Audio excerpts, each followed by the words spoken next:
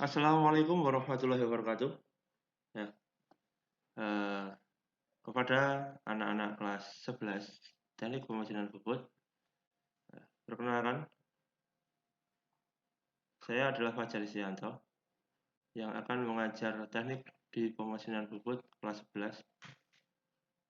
Dan nanti untuk kelas C itu yang akan mengajar Bapak Khairul Mahdi. Di sini saya akan memperkenalkan anak-anak sekalian tentang mesin bubut. Mungkin anak-anak semua sudah pernah melihat mesin bubut di bengkel kita, di bengkel pemesinan Batu Jaya. Mesin bubut yang kita punya itu ada 11 mesin dari berbagai macam jenis atau seri dan dari berbagai macam pabrikan atau mereknya. Nah, yang ada pada gambar pada saat ini adalah dari pabrikan dari Crisco. Mesin bubut sendiri itu adalah mesin perkakas yang digunakan untuk membentuk benda kerja dengan gerakan utamanya berputar. Prinsip kerjanya yaitu adalah gerak potong yang dilakukan oleh benda kerja yang berputar atau bergerak rotasi dengan gerak makan oleh pahat yang bergerak translasi dan dihantarkan pada benda kerja. Simpelnya, benda kerja yang akan dibentuk atau dibubut itu yang berputar. Dan yang memotong atau pahatnya itu pergerakannya itu translasi atau pergerakan kanan dan ke kiri, maju atau mundur. Penggunaan mesin bubut itu digunakan untuk mengerjakan bidang-bidang silindris luar, silindris dalam, untuk bidang rata, bidang tirus atau kerucut, bentuk lengkung atau bentuk bola, atau membuat ulir. Konstruksi mesin bubut itu sebagian besar atau di beberapa merek mesin itu hampir sama dengan yang ada di slide. Terdiri dari berbagai macam alat atau bentuk konstruksi seperti yang ada pada gambar. Ada pengendali putarannya atau untuk merubah putarannya, ya. Ada pemegang pahatnya atau toolbox, ada kepala lepasnya atau tailstock, ya. Ada eretannya, ada bed mesinnya, ada batang hantarnya, ada kepala tetapnya, dan sebagainya, seperti yang ada pada gambar tersebut.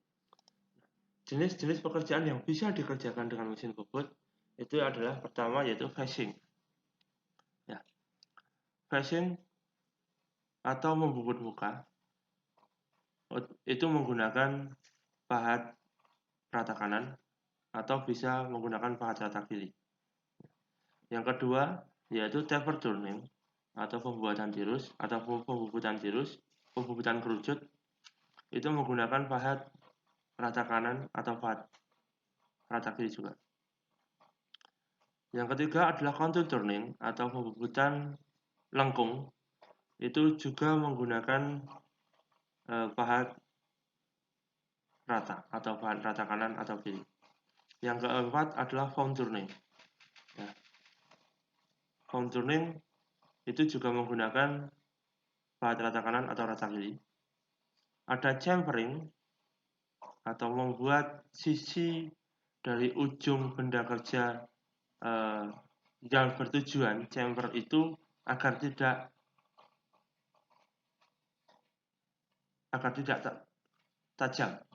Nah, itu menggunakan pahat rata kanan bisa ataupun bisa menggunakan pahat ulir. Ada cut off atau untuk memotong atau untuk membuat alur itu menggunakan pahat alur. Ada threading, itu adalah pekerjaan untuk membuat ulir, itu otomatis juga akan menggunakan pahat ulir. Ada boring atau membuat atau membesarkan lubang, ya. itu menggunakan pahat dalam, ada drilling atau mengebor, itu otomatis menggunakan mata bor yang dipasang di tailstock atau kepala lepas yang nanti akan saya jelaskan di belakang. Dan ada knurling, itu untuk membuat kartel.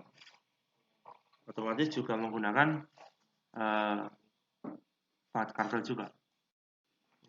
Gerakan-gerakan dalam mesin bobot itu adalah gerakan berputar. Gerakan berputar itu adalah gerakan benda kerjanya. Gerakan memanjang itu gerakan pahatnya, dan gerakan melintang gerakan pahatnya juga.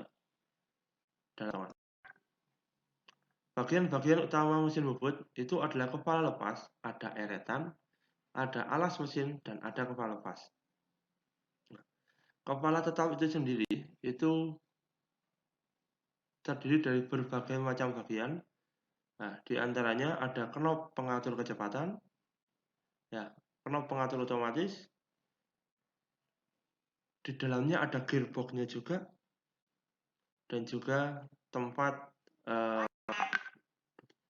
meletakkan atau tempat memasang benda kerja. Untuk eretan itu digunakan untuk pergerakan pahatnya, bisa memanjang, melintang, dan di situ banyak juga knopnya. Ada knop otomatis yang untuk menggerakkan eretan bisa otomatis, nanti disetel pergerakannya. Ada alas mesin dan ada kepala lepas atau tailstock. Nanti akan tailstock itu sendiri digunakan untuk membantu dalam pembubutan apabila benda yang akan dibubut itu silinder yang agak panjang. Kalau untuk benda yang akan dibubut itu panjang banget dan tidak memungkinkan hanya dibantu dengan kepala lepas, nanti akan dibantu dengan kacamata jalan atau penyangga. Berikut adalah gambar detail dari eretan. Ya. Ada eretan memanjang, nanti digerakkan dengan knop atau putaran yang paling besar, yang paling bawah. Ada eretan melintang dan eretan atas. Berikut kepala lepas atau sering disebut tailstock. Yang ada pada gambar tersebut ini adalah cekam atau cak. Gunanya untuk memegang benda kerja yang akan dibubut. Jenisnya ada beberapa macam, yaitu cekam rahang 3, cekam rahang 4, dan ada plat pembawa. Cekam rahang 3 sendiri digunakan untuk mencekam benda-benda yang silinder. Nah, cekam rahang 3 juga disebut dengan cekam kompak, karena sekali diatur satu putaran dari ketiga cekam itu sendiri akan bergerak beriringan. Berbeda dengan cekam rahang 4 atau cekam independen. Itu pergerakan antar cekamnya itu harus disetel satu persatu. Cekam rahang 4 itu digunakan untuk mencekam atau memegang benda kerja yang tidak silindes atau tidak bulat silindes. Bisa segitiga atau bisa segi 4, atau benda yang tidak memungkinkan dicekam dengan cekam rahang 3. Dan ada lagi plat pembawa, yaitu untuk memegang benda yang bentuknya tidak beraturan atau tidak mungkin menggunakan cekam rahang 3 dan cekam rahang 4. Contohnya untuk penggunaan plat pembawa ada di slide berikutnya. Nah, ini adalah pencekaman benda dengan cekam rahang 4. Nah, seperti yang pada gambar, di situ untuk mencekam benda yang bentuknya bukan bundar, bukan juga segitiga, bukan juga segi 4. Nah, tapi masih memungkinkan dicekam dengan cekam rahang 4. Berikut adalah penggunaan plat pembawa. Ya, seperti nah,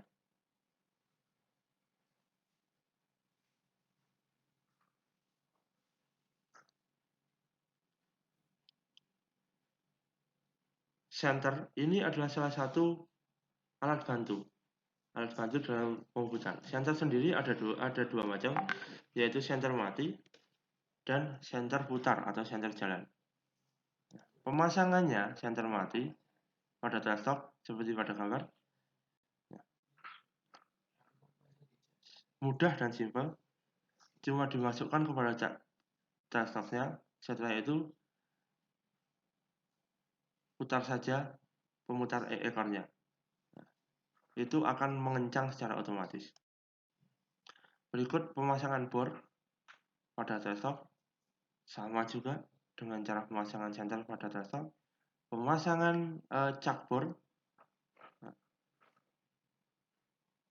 ada bor dan cak bor. Bedanya, kalau cak bor ini digunakan untuk diameter atau pembuatan lubang dengan diameter kecil.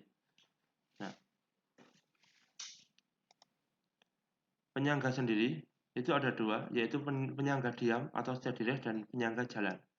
Penyangga diam itu dipasang di bed mesin. Ya. Penyangga diam untuk menyangga benda-benda yang akan dibubut itu terlalu panjang, agar tidak goyang atau agar bisa center perputaran bendanya tersebut.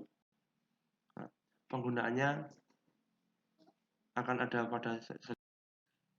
Nah, bisa kita lihat penggunaan penyangga diam atau steady rest seperti pada gambar tersebut untuk membubut benda-benda yang panjang. Dan ini cara pemasangan penyangga berjalan. Dinamakan penyangga berjalan itu karena penyangga itu sendiri akan ikut bergerak sesuai dengan gerakan eretannya. Pemasangannya seperti pada gambar.